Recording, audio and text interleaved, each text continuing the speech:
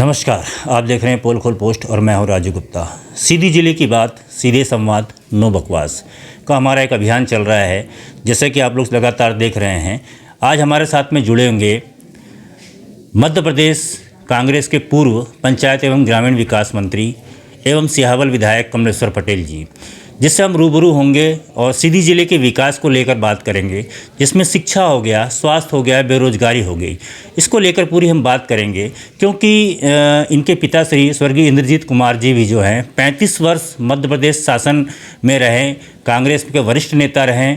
उनके बाद लगातार दो बार इनके पुत्र को भी चांस मिला और 2 बार ये विधायक भी रहे। और अभी जब कांग्रेस की सरकार आई थी तो इनको एक बहुत बड़ी जिम्मेदारी दी गई थी, पंचायत एवं ग्रामीण विकास मंत्री बनाया गया था। और 15 महीने इनकी सरकार रही। 15 महीने के बाद में सरकार बदल गई और बीजेपी की सरकार आ गई। अब सीधी जिले का कितना विकास हुआ, इनके पिता भी थे और ये भी हैं, इस विषय को लेकर लगातार हम बात करेंगे और जानने का प्रयास करेंगे कि आखिर उनके नज़रिए में सीधी जिले का कितना विकास हुआ। तो बने रहे हमारे साथ। मैं आपसे कहा था कि हम विधायक जी से जुड़ेंगे, पूर्व मंत्री जी से जुड़ेंगे और ज़िले की मुद्दे को लेकर बात करेंगे, जो हमारा 3 अभियान है, शिक्षा, स्वास्थ्य और बेरोजगारी को लेकर। तो हमारे साथ में जुड़ गए हैं पूर्व मंत्री और सिहावल विधायक कमलेश्वर पटेल जी। बहुत बहुत स्वागत है सर आपका हमारे चैनल पर। सर, अगर सीधी की स्थिति देखी जाए तो सीधी की स्थिति में स्वास्थ्य, शिक्षा और बेरोजगारी की स्थिति जो है यथावत पहले जैसी थी और वैसी ही बनी हुई है। तो सीधी जिले की जनता ने बड़े बड़े कद्दावर नेताओं को जगह दिया और उसके बाद बदले में अगर देखा जाए तो स्थिति कोई खास नज़र नहीं आती। देखिए, अगर हम 15 साल पहले की बात करें, 16 साल पहले की बात करें, तो ऐसा नहीं है कि सीधी जिले में विकास नहीं हुआ। और जो भी विकास शिक्षा और स्वास्थ्य के विषय में हुआ था वो कांग्रेस सरकार में ही हुआ था। भारतीय जनता पार्टी की सरकार में न स्वास्थ्य सुविधाएं सुधरी और ना ही शैक्षणिक व्यवस्थाएं सुधरी, बल्कि शैक्षणिक व्यवस्थाएं और बद से बदतर होती जा रही हैं। कांग्रेस की सरकार थी तो सर्व शिक्षा अभियान से लेके विकेंद्रीकरण किया गया था, टोले मजरे में स्कूलें खुली थी और गरीबों के बच्चों के लिए पढ़ने के लिए मध्याह्न भोजन से लेके गणवेश से लेके बहुत सारी योजनाएं शुरू की थी कि गरीब से गरीब व्यक्ति का भी बच्चा पढ़ाई करे और लोगों को रोजगार के भी अवसर मिले थे। साला गारंटी योजना में आपका गुरुजी उसी टोले मजरे का व्यक्ति बन जाता था। भारतीय जनता पार्टी की सरकार में न शिक्षकों की भर्तियां हुई और ना ही स्वास्थ्य सुविधाओं के नाम पे भी सिर्फ भाषणबाजी होती रही। और जो पुरानी, हम तो कहते हैं पुरानी, पहले हमारी स्वास्थ्य व्यवस्था ज़्यादा अच्छी थी। जिला चिकित्सालय में सभी ज़्यादातर चिकित्सक विशेषज्ञ थे और आज की स्थिति में बहुत कम चिकित्सक है। ना चिकित्सकों की व्यवस्था सरकार कर रही है, ना मूलभूत सुविधाएं उपलब्ध करा रही है। इनका भाषण सुनिए, भारतीय जनता पार्टी के मुख्यमंत्री से लेके मंत्रियों से लेके इनके नेताओं के, कोई विकास का काम नहीं किया है। कांग्रेस की सरकार में चाहे सड़कें हों, आप अगर आज़ादी के बाद से अगर हम बात करें तो आवागमन नहीं था। हमें ध्यान है, हम भी बचपन में अपने गांव में भी जो है ना, और गांव से अगर हिनौती जाते थे पढ़ने के लिए, 1 साल हिनौती में भी पढ़े हैं, तो पगडंडी रास्ते से जाते थे साइकिल चला के। और ये आपका जो कुढ़ेरी नाला है, यहाँ पे वो उस समय विद्युतीकरण का काम शुरू हुआ था, तो पोल रखा रहता था, उसके ऊपर से साइकिल निकाल के जाते थे। तो पहले आप देखिए, हर गाँव से कनेक्टिविटी हो गई। और ये हमारे पिताजी जब मंत्री थे उस समय सभी जगह पुलियाओं का निर्माण कराया, सड़कें बनी। अब थोड़ा सड़कें अपग्रेड हो गई हैं।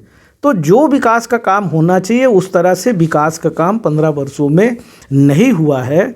हम ये कह सकते हैं कि किसान भी बदहाल है और नौजवानों को तो रोज़गार के अवसर मिल नहीं रहे। अगर कहीं रोज़गार के अवसर भी थे तो जिस तरह से वर्तमान में भारतीय जनता पार्टी की केंद्र सरकार की जो नीतियां रही हैं उसकी वजह से रोजगार छीने हैं। जीएसटी, नोटबंदी, कोरोना संक्रमण काल की वजह से की बात है कि हमारे मध्य प्रदेश की 35,000 से ज़्यादा स्कूलें बंद हो रही हैं, बंद हो चुकी हैं और एकीकृत शाला शुरू कर रहे हैं।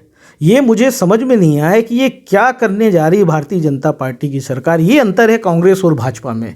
कांग्रेस गाँव-गाँव में सुविधाएँ दे रही थी, टोले मजरे में सुविधाएँ दे रही थी और प्राइवेट स्कूलें तो कुकुर मुत्ते की तरह उगाई और वो शासकीय संस्थानों से ज़्यादा बेटर चल रही हैं। तो कहीं न कहीं भारतीय जनता पार्टी की सरकार में शैक्षणिक व्यवस्था, गुणवत्ता पे ध्यान नहीं दिया गया, शिक्षकों की भर्ती नहीं की गई, अतिथि शिक्षकों के भरोसे स्कूल चल रही हैं। अतिथि तो वही हो गया जैसे मेहमान घर में आता है और अपना सेवा सहारी कराए, उनका सम्मान हुआ और शाम को चले गए। तो जैसे अब इससे पहले जब माना जाए तो अर्जुन सिंह जी थे। अर्जुन सिंह जी ने कई फैक्ट्री यहाँ पर लेके आए, डालडा फैक्ट्री, कत्था फैक्ट्री लेके आए, किसी कारणवश वो बंद हो गया। लेकिन फिर कांग्रेस की सरकार थी, फिर ये पहल क्यों नहीं की गई कि एक उद्योग डाल दिया जाता कम से कम सीधी में? देखिए, सिंगरौली ज़िले में भी बहुत सारे औद्योगिक संस्थान हैं। हमने नीति बनाई थी कि 70% स्थानीय लोगों को 15 महीने के अगर कार्यकाल की आप बात करेंगे तो 15 साल शिवराज सिंह का और 15 महीने हमारा उस पर भारी है। जो हम लोगों ने काम करने की शुरुआत की थी, जिस तरह से हम लोग तेज़ी से काम कर रहे थे, नीति बनाई थी कि स्थानीय नौजवानों को 70% रोजगार देना ही देना पड़ेगा।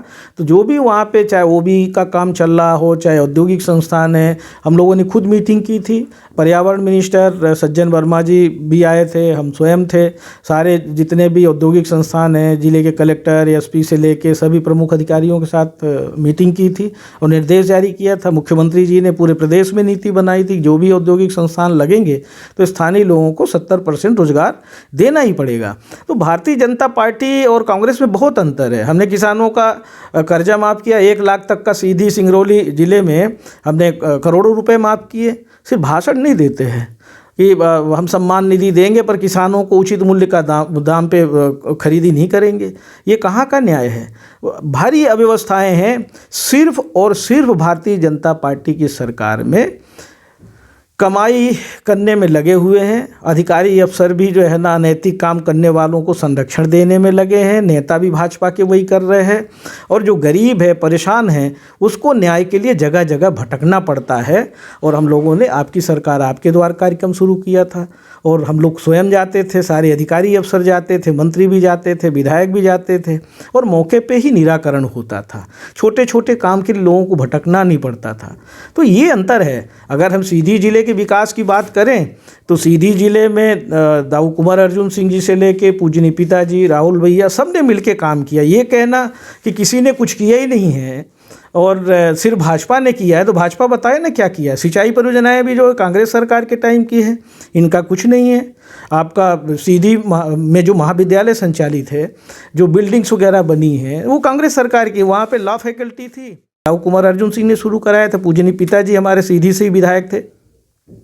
तो सीधी में जो भी इंफ्रास्ट्रक्चर डेवलपमेंट्स, कलेक्ट्रेट भवन हो, पंचायत भवन हो, जो भी है, तो सारा काम हम कह सकते हैं कांग्रेस सरकार में ही हुआ था। और जो अभी सीधी में डेवलपमेंट शुरू हुआ था, दिखाई दे रहा था, वो भी कांग्रेस सरकार के टाइम में ही हुआ। तो ये कहना कि भाजपा तो सिर्फ और सिर्फ, हमारा तो आरोप है, अभी अगर हमने सिंगरौली ज़िले में एयर स्ट्रिप का जो हमारे टाइम में सेंक्शन हुआ, कैबिनेट में पारित हुआ, ये तो कई वर्षों से वहाँ चल रहा था। हम तो जिला योजना समिति में भी थे सिंगरौली में, तो कई बार मीटिंग में आता था, पर उसके लिए फंड का प्रोविज़न नहीं किए और पैसा खर्चा करना चाह रहे थे, दूसरी जगह ज़मीन लेना चाहते थे। पर हम लोगों ने उसका नीति बनाया, तत्काल निराकरण कराया, फंड अरेंजमेंट कराया और कैबिनेट में प्रस्ताव पारित करके अभी 31 दिसंबर तक तो बन जाना था। बीजेपी कहती कि हमारी देन है, जो गलत कहती है। हमारे पास तो आदेश की कॉपी है। भारतीय जनता पार्टी तो हर चीज़ में वो करती है। अगर मेडिकल कॉलेज सेंक्शन हुआ, स्टेट गवर्नमेंट, अगर मध्य प्रदेश की सरकार राज्यांश नहीं देती, कांग्रेस सरकार ने, कमलनाथ जी ने राज्यांश दिया, तब तो केंद्र से सेंक्शन हुआ मेडिकल कॉलेज। बातें तो बहुत होती है। तो जो भी क्रियान्वयन हुआ, जो भी काम हुआ, ये जो अभी आपका सीधी से सिंगरौली जो राष्ट्रीय राजमार्ग है, इसमें जो मेंटेनेंस का काम चल रहा है, ये भी फंड का प्रोविज़न हम लोगों ने कराया था। भूमि पूजन करने पहुंच गए। ये नहीं बताते कि जिसका इतना सारा हजारों करोड़ रुपए सेंक्शन हुए थे, वो सड़क अभी तक बन जानी थी, जिसका शिवराज सिंह चौहान ने देवसर में भूमि पूजन किया था। आज वो किस हालत में है, कितना लोग इतने वर्षों में परेशान हुए, इस पे बात नहीं करेंगे। इनको तो मौका चाहिए नारियल फोड़ने का। अभी तो कोरोना संक्रमण काल में भी जो हम लोगों ने काम किया था, हमने बहुत सारी सड़कें बनवाई अपने विधानसभा क्षेत्र में, नहीं पूरे सीधी जिले में हमने बहुत सारी सड़कें सेंक्शन की है। हमारे पास कोई डिबेट करे, कोई चाहे तो हमारे पास आदेश की कॉपी है। पूरे जिले में किया। कोई ऐसा नहीं कि कहीं भाजपा का विधायक है तो हमने वैसे इस तरह का काम नहीं किया। पूरे जिले में सड़कें सेंक्शन की, सड़कों का जाल बिछा दिया। और काम चल रहा है। कई जगह इस खेल मैदान से लेके प्रतीक्षालय, तो सामुदायिक भवन, पंचायत भवन, बहुत सारे काम विकास के हुए हैं। तो ये कहना कि कांग्रेस सरकार में अगर हर स्कूल, ये पहले हमको मालूम है कि सिर्फ हिनौती हायर सेकेंडरी स्कूल होती थी, उसके पहले सिहावल बस होती थी। पूरे ब्लॉक में जो है ना कोई हायर सेकेंडरी स्कूल नहीं थी। और देखते देखते हमारे तो पूजनीय पिताजी जब शिक्षा मंत्री थे, 4-4, 5-5 किलोमीटर के अंतराल में high school, higher secondary school है। ये क्या डेवलपमेंट नहीं है? शिक्षा का स्तर बढ़ाने का काम नहीं किया। तो हम तो देख रहे थे किसी एक सम्मानित जन का इंटरव्यू, बोले कुछ विकास ही नहीं हुआ, डेवलपमेंट यहाँ के नेता, ये कहना गलत है। आज पहले पोखरा, ददरी इस तरफ जाते थे, पैदल जाते थे, सड़कें नहीं थी। आज सड़कों का जाल बिछा हुआ है। तो शिक्षा भी है, स्वास्थ्य भी है। हमने खुद पहल करके उप स्वास्थ्य केंद्र भी खुलवाए, प्राथमिक स्वास्थ्य केंद्र भी खुलवाए, बहरी में भी खुलवाया, बहरी में नहीं था। डॉक्टर की तो कमी तो ये मानते हैं। डॉक्टर्स की कमी पूरे प्रदेश में है, पर सरकार को जिस तरह से पहल करनी चाहिए, क्योंकि सरकार तो भाजपा की ही चल रही है, हमें तो काम करने का अवसर मिला नहीं, बहुत कम समय मिला।